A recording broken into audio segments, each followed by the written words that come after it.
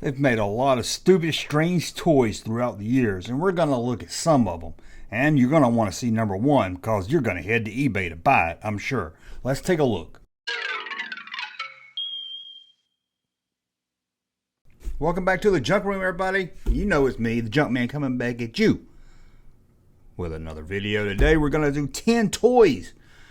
It's just weird, strange. Why did they make this? It makes you scratch your head. It makes you wonder what is going on in this world. And a couple of these will be fast food related. I don't know what the deal was making fast food toys, but that seems to be a thing.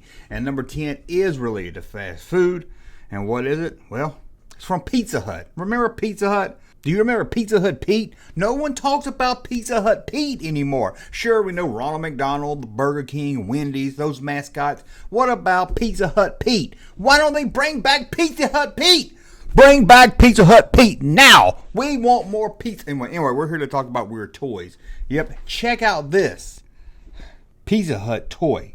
I believe it's made out of cardboard, but it could be more vinyl. I'm not really sure.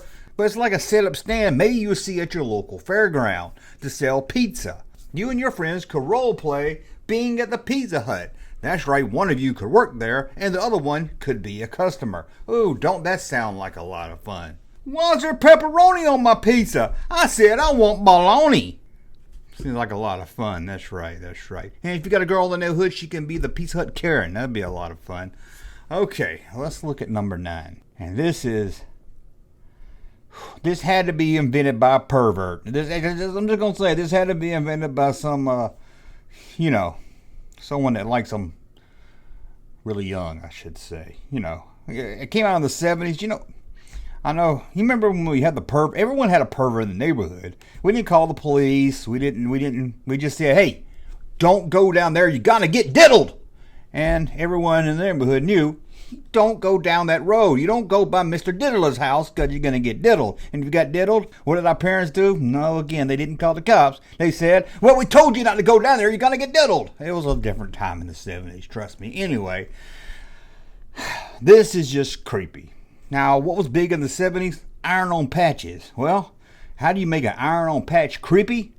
Well, you make it a scratch and sniff. Well, I don't know if you had to scratch it, but it was a sniff. That's right. You put these patches on your clothes and let people smell it.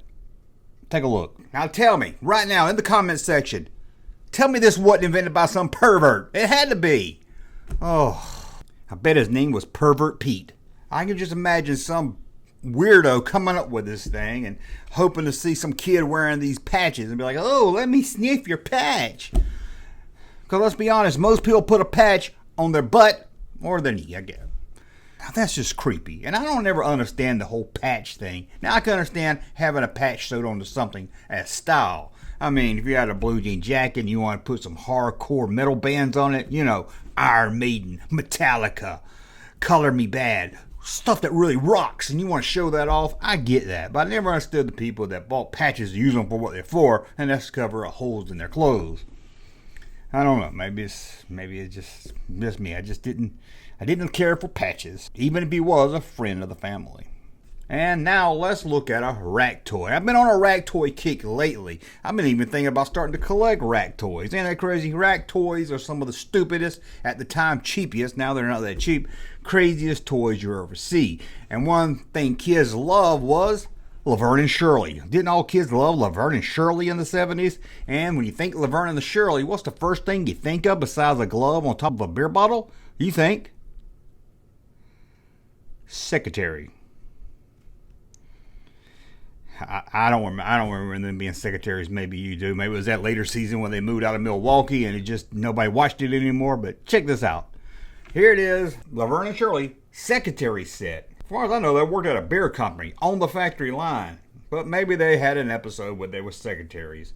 It just seems to go against that whole Laverne and Shirley were powerful independent women mantra that the show went for. But I could be wrong. Laverne and Shirley's secretary set just don't sound right to me. Again, if it came with a beer bottle you could put a glove on, I could understand. But I guess you can't sell that to kids, even in the 70s. Well, what about make your own action figures? Well, you can make your own Buck Rogers action figures, and all you had to do is shake it up. The Buck Rogers figure set. Make your own Buck Rogers figure mold with Shaker Maker. Just put the powder stuff into this little can, shake it up, and you got a Buck Rogers figure. Okay, honestly, I think there's probably more to it than that, but I didn't look that much into it because I wanted to get on talking about Halloween. They had a lot of great costumes in the 70s and 80s. Remember those that came in cake boxes? Oh, they were great. Here's one that I think came in a cake box, and it's from Fantasy Island. Remember that show, Fantasy Island, with Mr. Wark? That's right, a.k.a. Con. That was a great show. And you remember his little friend, Tattoo? You know, he used to say, "The plane, boss, the plane." Bad impression, I'm aware of that. Well, you could have dressed up like Tattoo for Halloween with this set. It is pretty freaky looking. As you can see here, the Fantasy Island Tattoo Halloween costume. Now I know Halloween's supposed to be scary and creepy, but it don't supposed to be this darn scary and creepy. This is just goofy looking. I guess with this, kids went house to house saying, "The candy, boss, the candy." Okay, again, I'm sorry about that. So I had to do it. It seems like if they was going to have a tattoo-related Halloween costume, they were released based on the time he was an alien. Remember that? Yeah, I remember when Tattoo was an alien. Now, this is one I forgot all about until I was researching this video, and it just struck something in my mind. I was like, I think I had that. And the more I looked at it, the more I was like, yeah, I think there's a couple of different versions of this, but it's released by Fisher-Price. And it had the little Fisher-Price people. We all know they were round and had like a head on it. You know what I'm talking. We'll see it in a minute. But everyone had these Fisher-Price toys growing up in the 70s and probably into the 80s. And this one was a shoe. I don't know why these people lived in a shoe. I think it was to teach you how to tie your shoe and everything, but it's just kind of a weird concept. See, don't you remember this? Fisher-Price Lacing Shoe Play Family.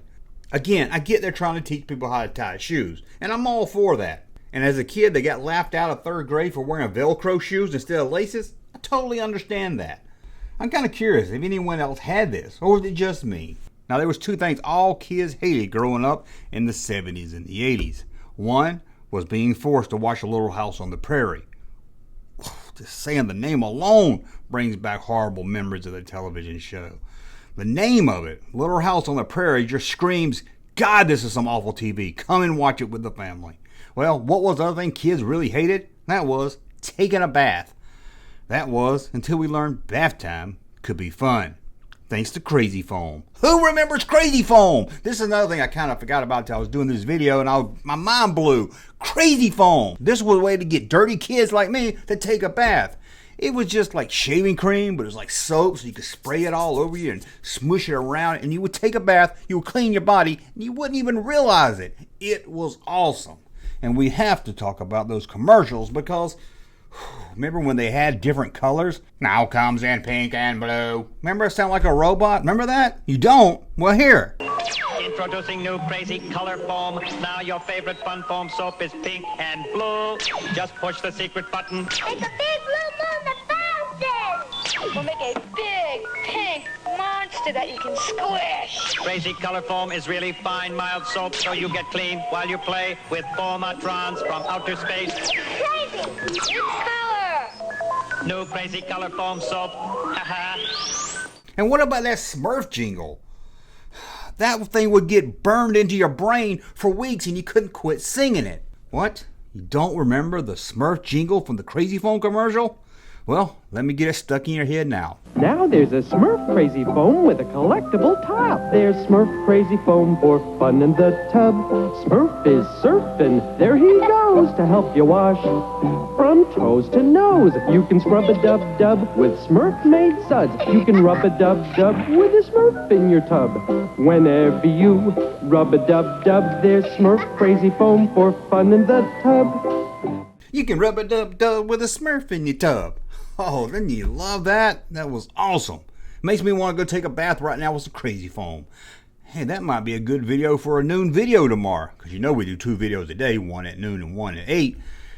Who wants to see me do a Crazy Foam video in the tub? I might have to put that on OnlyFans.